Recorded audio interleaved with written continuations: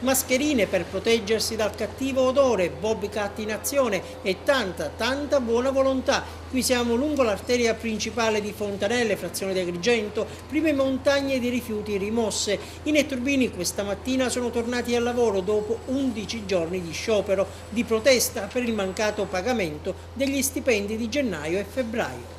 È stato raggiunto l'accordo in che termine? Il termine 300 euro da conto adesso, martedì uno stipendio e venerdì il secondo.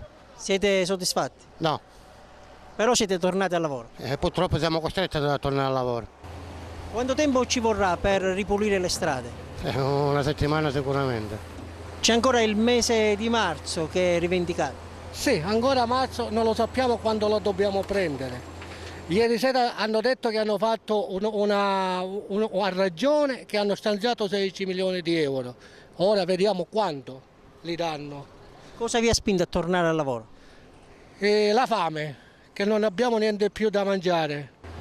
Quindi anche 300 euro fanno comodo. Abbiamo perso 10 giorni di lavoro. Anche se non pienamente soddisfatti, i lavoratori hanno comunque deciso di riprendere l'attività, grazie anche all'opera di mediazione degli agenti della Digos, della Questura di Agrigento e all'intervento delle organizzazioni sindacali. Facciamo emergere intanto il grande senso di responsabilità dei lavoratori che con soli 300 euro a fronte dei 3 stipendi garantiscono ai cittadini della provincia di Agrigento la ripresa e l'usufruzione delle festività pasquali.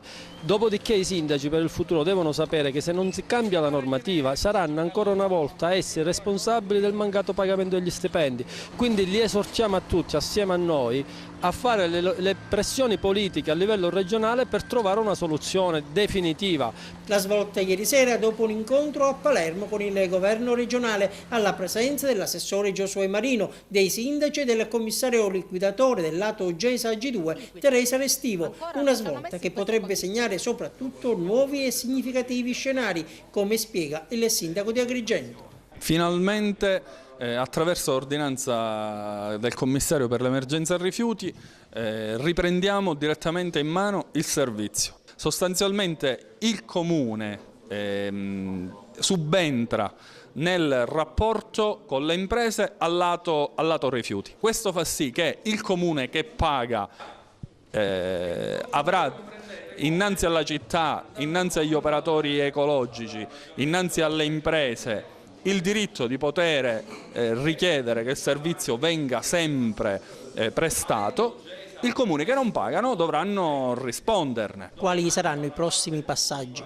Si riunirà l'assemblea del lato rifiuti la prossima settimana, convocata dal liquidatore, dalla dottoressa Restivo, proprio per deliberare la volontà da parte dei comuni di volere subentrare al lato rifiuti nel rapporto con le imprese che attualmente gestiscono il servizio dei rifiuti.